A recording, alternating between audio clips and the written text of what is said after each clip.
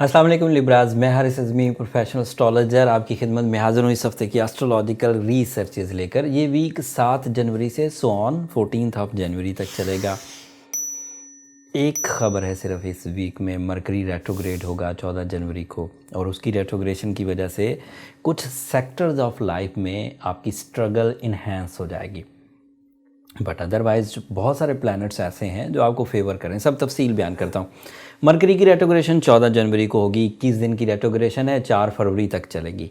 Mercury जब भी अच्छा हो फेस वैल्यू बढ़ती है। मरकरी जब भी अच्छा हो तब ह्यूमन नेचर में ऐसी मैजिकल स्किल प्रोड्यूस होती हैं कि जब आप बात करेंगे सामने वाले के दिल पर असर करती है।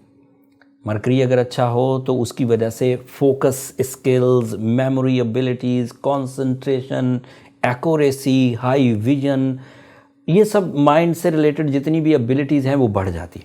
और अब वो रेट्रोग्रेड होगा। जब वो रेट्रोग्रेड होगा तो as you know focusing skills D focus होंगी, चीज़ों पर तवज्जो देना थोड़ा मुश्किल होगा। आपके लिए जो सोचने समझने की सलाहियत बड़ी टू दी टारगेट थी, अब उसमें दोहरी सोच पैदा होगी।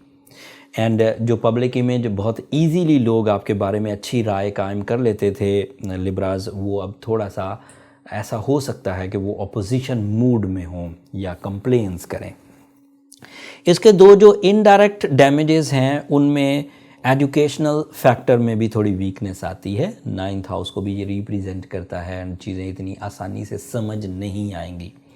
एंड हो सकता है कि जो लोग आपके पीछे आपकी लेग पुलिंग करते हैं, साजिशें करते हैं, वो थोड़ा सा कामयाब हो जाएं। बट अब आपको ये बात पता चल गई है कि मरकरी 21 दिन के लिए रेट्रोग्रेड रहेगा, तो डिमांड ऑफ टाइम क्या है कि आप 21 डेज़ के लिए आर्टिफिशियली अपने आप को एक्टिव रखें, फोर्सफुली अपने आप को एक्टिव रखें। अगर मरकरी डायरेक्ट होता तो मुफ्त में आप एक्टिव रहने वाले थे। अब आप ज़रा फोर्सफुली एक्टिव रहें।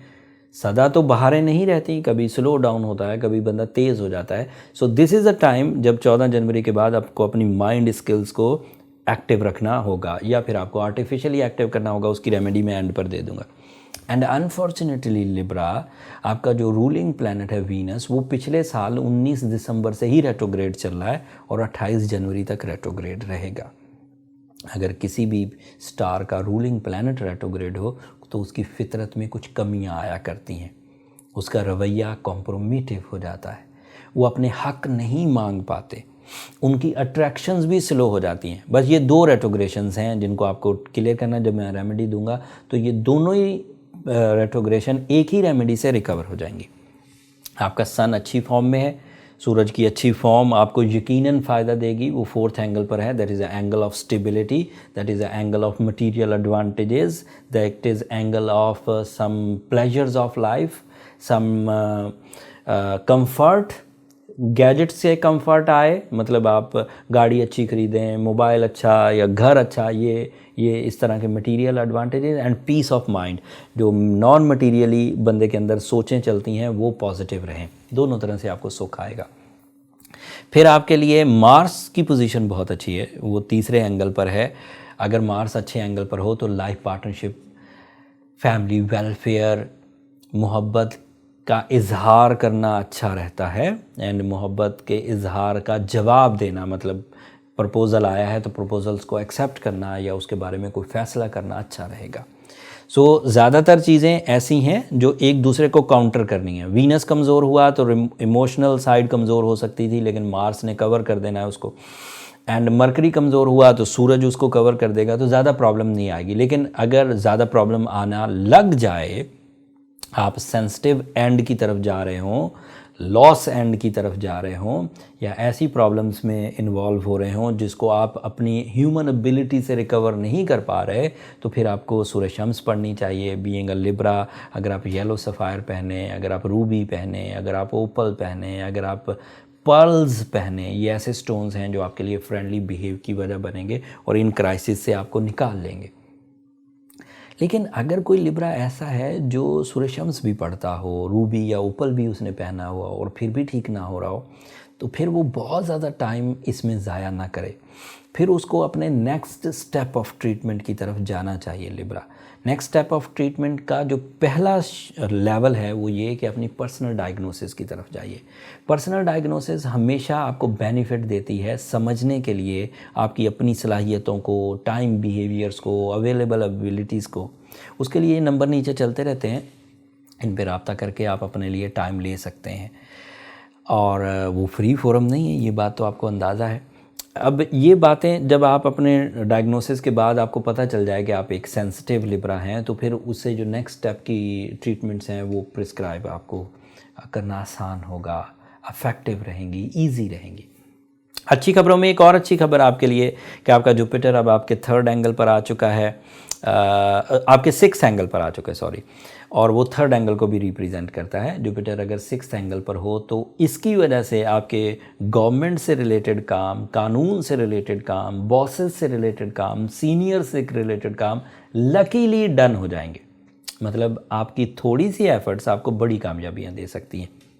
सैटर्न जो है वो आपके फिफ्थ एंगल पर है, वो इस वक्त भी बहुत अच्छी पोजीशन पर है, वो भी आपके लिए डिसिप्लिन पैदा कर रहा है, वो भी आपके लिए अच्छे और बुरे की तमीज़ पैदा कर रहा है। उसकी जो सलाहियतें हैं वो अलग से आपको लॉन्ग टर्म के एतबार से, लंबे काम जो हम लॉन्ग प्लानिंग्स करते हैं उसमें आपको सपोर्ट कर रही है। सो आउट ऑफ 7 प्लैनेट्स सिर्फ 2 प्लैनेट्स ऐसे हैं जो कमज़ोर हालत में हैं, बाकी 5 अच्छी फॉर्म में।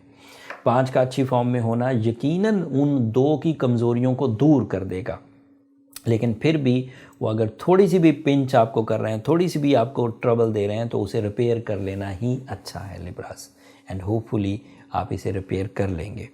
आपका रूलिंग प्लैनेट वीनस आपको उससे डील करना बहुत अच्छे अंदाज है। You are a romantic person at all. पिछले कितने महीनों से ये आपके लिए फ़ायदेमंद था। अगर कुछ हफ्तों के लिए ये कमज़ोर हुआ है तो इसका मतलब ये नहीं है कि जितने महीने उसने फ़ायदा दिया वो सब बेकार हो गया और ये जो कुछ हफ्तों के लिए कमज़ोर पड़ा है यही चीज़ें हमारे ऊपर गालिब आ जाएंगी, ऐसा नहीं होगा।